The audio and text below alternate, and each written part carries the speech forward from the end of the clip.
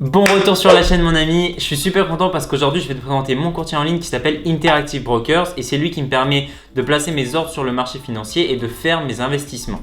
Alors première chose, si tu es en France métropolitaine, je continue de te conseiller de créer un PEA, un plan épargne action à travers une plateforme comme Bourse Direct par exemple. Ça c'est uniquement pour les Français métropolitains qui comptent rester en France sur le long terme.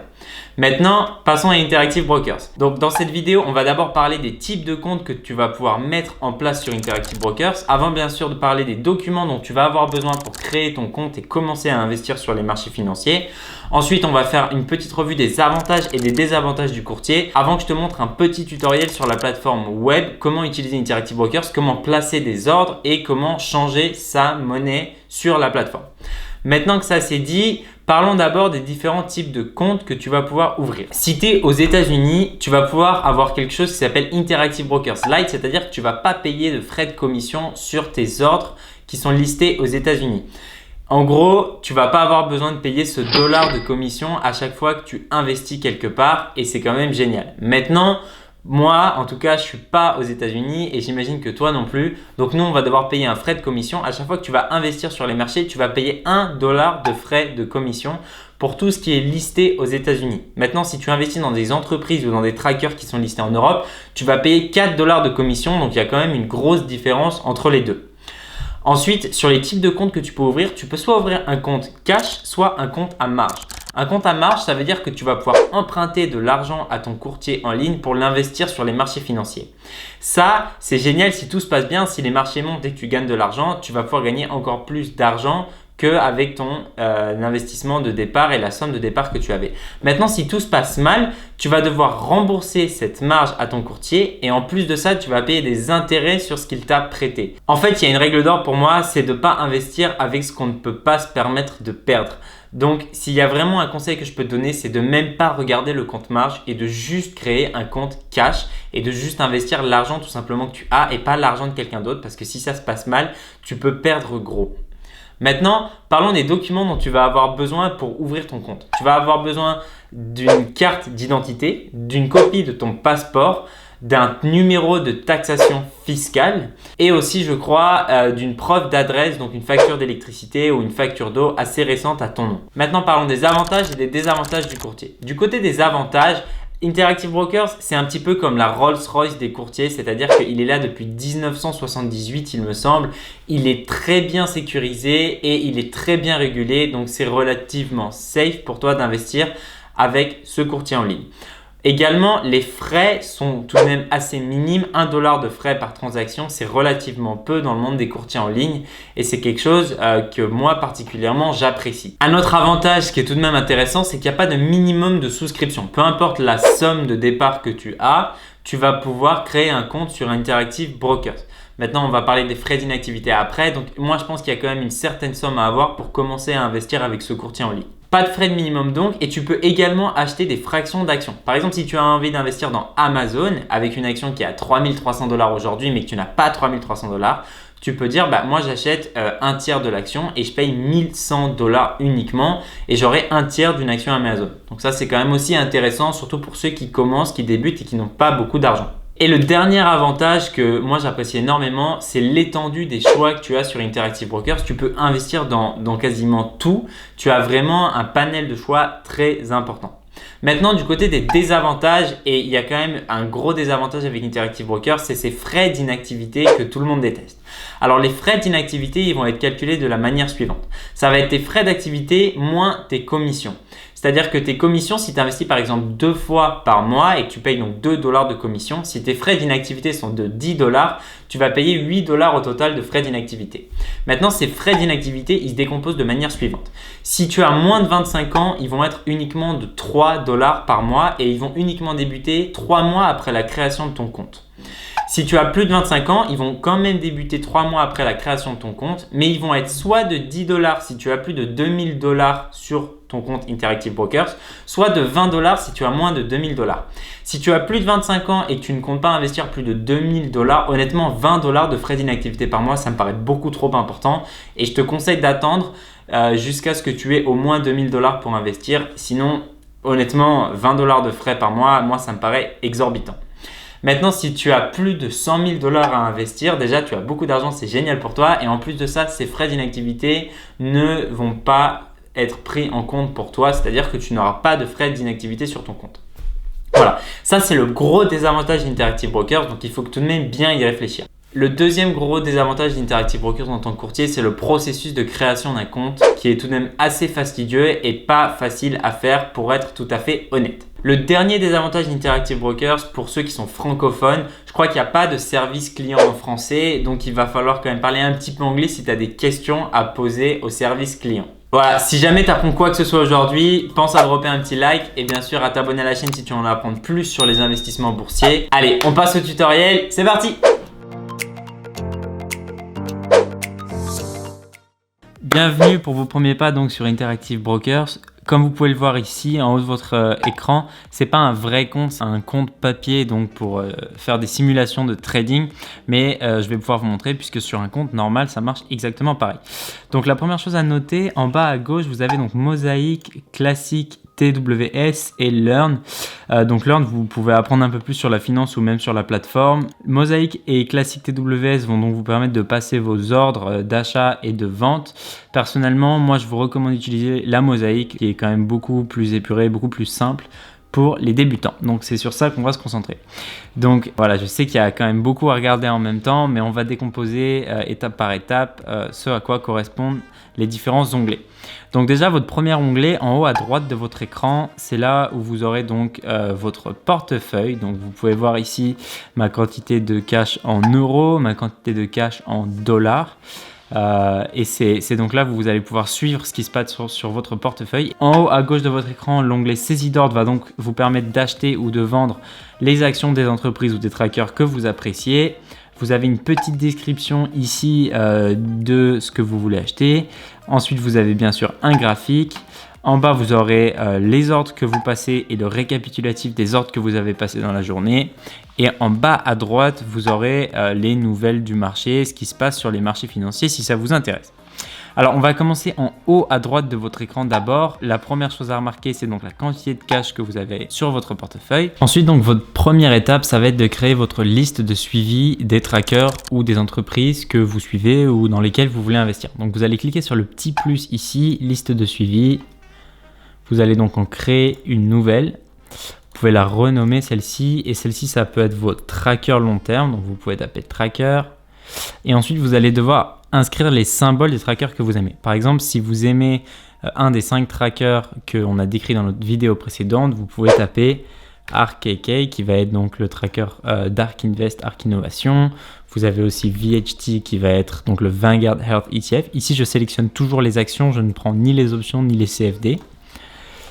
Et vous n'êtes pas forcément obligé de taper les tickers. Les tickers, c'est ça, c'est ARKK ici ou VHT, mais vous pouvez aussi taper Global Clean Energy. Il va donc vous donner une liste qui va apparaître et c'était le iShares Global Clean Energy qu'on avait recommandé. Voilà, donc vous comprenez l'idée. Par exemple, si vous voulez investir dans l'économie américaine et le S&P 500, vous pouvez taper SPY, ou si vous souhaitez l'économie française, vous pouvez taper le CAC 40 et vous avez ici un indice du CAC 40. Très bien, si vous êtes investisseur actif, vous pouvez donc créer une nouvelle liste et suivre bien sûr les entreprises que vous aimez. Donc si par exemple vous appréciez Tesla, ça peut être Tesla qui est coté donc au Nasdaq. Action, ensuite vous pouvez mettre Apple. Voilà, je pense que vous comprenez l'idée. Remarquez qu'à chaque fois que je change, j'ai donc la description qui change. Si ici je tape sur Tesla, j'ai donc la description qui change et ça va directement dans mon saisie d'ordre. Alors maintenant, ce que je vais vous montrer, c'est comment vous allez échanger vos monnaies. Parce que par exemple, Tesla qui est coté au Nasdaq, il va vous falloir des dollars pour l'acheter. Donc ici, disons que j'ai envie d'acheter 10 actions Tesla. Donc ici, je vais mettre 10 et il va me falloir 7300 dollars. Ici, dans mon cash, je n'ai que 2838 dollars. Je vais donc avoir besoin de plus de dollars. Il va donc falloir que je change des euros en dollars. Pour faire cela, je vais donc taper dans ma saisie d'ordre EUR.USD qui va donc me permettre de vendre des euros pour obtenir des dollars. Pour faire cela, je vais donc vendre. Ici, je fais vente. La quantité On a dit que j'avais besoin de 7000, je vais changer donc, je sais pas, par exemple 5000 euros. Ici, j'ai le choix entre limite, marché, et on en parlera plus tard lorsqu'on achètera des actions de Tesla. Mais ici, je vais mettre ordre de marché. Donc day, ça veut dire que c'est dans la journée. Et ici, dans avancé, je vais devoir cliquer sur le petit plus. Et au lieu de Ideal Pro, je vais aller dans FX. Donc c'est Forex Conversion. Donc c'est une vraie conversion de monnaie. Ensuite, je vais faire transmettre. Et ici, vous voyez donc mon ordre qui est passé et qui vient d'être exécuté. Donc 5000 euros qui a été exécuté. Chaque euro a été changé pour 1,1984 $. Et si je vais dans récapitulatif, on voit bien j'ai vendu 5000 et j'ai obtenu plus de 5000 $. Ici, on voit donc mon cash qui a changé. J'ai maintenant 13 994 € et 8 830 $. Il faut savoir qu'à chaque fois que vous échangez des monnaies, Interactive Brokers va vous prendre une commission de 2 $. Donc c'est quelque chose à garder en tête. Vous payez une commission à chaque fois que vous échangez vos monnaies. Maintenant que j'ai suffisamment d'argent, on va donc pouvoir taper Tesla ici dans la saisie d'ordre. Hop, je vais toujours prendre l'action et là, cette fois, je vais faire achat. Je vais donc acheter mes 10 actions Tesla qui aujourd'hui cotent à 727 $. Alors ici, j'ai le choix entre limite, mid-price, market, et on va pas parler des stops ou des stop limit parce que c'est un peu plus avancé, c'est pour les traders. Donc dans un ordre limite, vous allez dire à votre broker, écoute, moi je veux que tu m'exécutes cet ordre, par exemple ici dans ce cas-là, que tu m'achètes des actions Tesla, mais pas au-dessus de ce prix-là. Ensuite, on va parler du mid-price, donc du prix moyen. Il faut toujours se rappeler en finance que les acheteurs veulent toujours acheter le moins cher possible et les vendeurs veulent toujours vendre le plus cher possible. Donc il y a toujours une différence qu'on appelle en finance le spread. Et si jamais vous voulez acheter des actions au mid-price, ça veut dire que vous allez à la moitié de cette différence entre le prix d'achat et le prix de vente et que vous dites ici dans ce cas-là au vendeur, bah écoute, moi je veux pas t'acheter à ton prix à toi, mais par contre je suis prêt à te rejoindre à la moitié. Et market, ça veut dire que vous dites à votre courtier en ligne, bah écoute, moi je suis prêt à prendre n'importe quel prix, peu importe au prix auquel le vendeur va me vendre les actions. Donc ici, ce que je vais faire, c'est que je vais faire limite juste pour vous montrer. Donc on voit que la cotation, elle est à 728,79. Moi, je vais mettre 729. Ici, donc ensuite day. Alors, juste Interactive Brokers vous permet d'exécuter des ordres en dehors des heures du marché, donc en pré-market et en after-market. Donc ici, voilà, on va donc transmettre l'ordre. Et ici, vous aurez donc une description qui va apparaître de ce que vous demandez à votre broker ou à votre courtier de faire. Donc, vous lui demandez bien d'acheter l'instrument financier Tesla, d'acheter donc 10 actions. Le prix limite est à 729 $. Le cours acheteur à 727,86, le cours vendeur à 728,14. La différence entre ce que les vendeurs veulent et ce que les acheteurs veulent. Donc, le montant total de mon achat sera de 7289 $. Et la commission estimée est donc de 1 $ pour un total de 7291 $ presque. Donc je vais transmettre cet ordre et mon ordre vient d'être exécuté. Et ici, vous pouvez donc voir que j'ai acheté Tesla à un prix moyen de 727,36 $. La première chose qu'on remarque, c'est donc les profits journaliers. Donc là, on voit ici que le cours de l'action Tesla, il est juste en deçà de mon prix d'achat. Et donc, c'est pour ça que c'est en rouge et que ça annonce un -1 ici. Voilà, là, ici, il vient de passer au-dessus. J'ai donc gagné 4 € papier si jamais je vendais Tesla maintenant. Donc voilà comment on achète, on vend des actions avec Interactive Brokers. Maintenant, je vais attirer votre attention en haut à gauche de votre écran. Dans l'onglet compte, vous allez avoir la fenêtre de compte et l'accueil gestion de compte. Vous allez pouvoir rentrer en détail dans des rapports sur l'activité, les performances, des rapports de risque également qui sont mis en place sur Interactive Brokers. Je vous laisse aller regarder ça sur votre temps libre. Dans l'onglet fichier ici, quelque chose que moi j'apprécie, c'est que vous pouvez aller dans nouvelle fenêtre et vous pouvez sortir une nouvelle fenêtre. Donc par exemple, si je veux un graphique supplémentaire, je peux cliquer graphique et ici je vais donc avoir un nouveau graphique Tesla qui apparaît. Je peux donc avoir le cours de l'action par exemple sur un mois et le cours de l'action sur un an. Bon, là il y a tous mes indicateurs bien entendu, vous ne les aurez pas et vous aurez juste la belle ligne du prix pour voir ce qui se passe exactement sur l'action Tesla. Bien, maintenant que ça c'est dit, la dernière chose que je vais vous montrer, c'est en haut à droite de votre écran, vous avez un petit cadenas ici, vous pouvez cliquer dessus et en faisant ça, vous allez pouvoir modifier la position des différentes fenêtres que vous avez. Donc par exemple, si je veux que les nouvelles des marchés soient en haut et que mes favoris soient en bas à droite, je peux faire cette chose-là de cette manière. Ensuite, je reclique sur le petit cadenas, j'enregistre les modifications et voilà, dans ce cas-là, j'ai donc tout ce qu'il me faut. Voilà, c'est tout pour ce tutoriel très simple sur Interactive Brokers, comment acheter, vendre des actions. Bien entendu, si vous êtes un investisseur long terme, vous pouvez juste utiliser des ordres de marché, ça ne fera pas une grosse différence.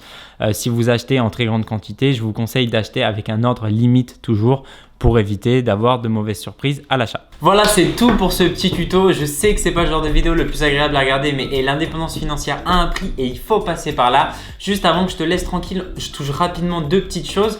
La première, c'est qu'Interactive Brokers a une application mobile et peut-être que tu as envie de l'utiliser au lieu de passer par le portal sur le web. Et la deuxième, c'est comment transférer des fonds. Pour faire cela, il va te falloir deux étapes. La première, c'est d'aller sur la plateforme d'Interactive Brokers, aller sur ton compte et aller sur transférer des fonds. Il va falloir créer un dépôt et ensuite tu vas indiquer à ton courtier en ligne, donc Interactive Brokers, que tu vas vouloir faire un dépôt d'une certaine somme, 1 million d'euros par exemple si tu les as. À partir de là, Interactive Brokers va te donner des indications où transférer des fonds. Tu prends des notes. Tu retournes sur ton compte en banque et ensuite tu fais un transfert aux coordonnées qui t'a été donné par Interactive Brokers. Voilà, c'est tout pour moi. J'espère que cette vidéo va t'aider à acquérir ton indépendance financière et à investir sur les marchés financiers. Bien sûr, avant de commencer, sois sûr que tu saches où est-ce que tu vas investir, dans quoi et quelle est ta stratégie. Sois bien au clair avec toi-même et sache que tu vas traverser les cycles d'expansion et de récession dont on a parlé dans la dernière vidéo. Si tu ne l'as pas vu, je te conseille fortement de la voir. Je veux juste pas que tu te brûles sur les marchés financiers et que tu comprennes bien qu'il va y avoir des périodes aussi qui vont être difficiles. Voilà, c'est tout. Bien entendu, tu connais la chanson. Ne sois pas un... Tchuss!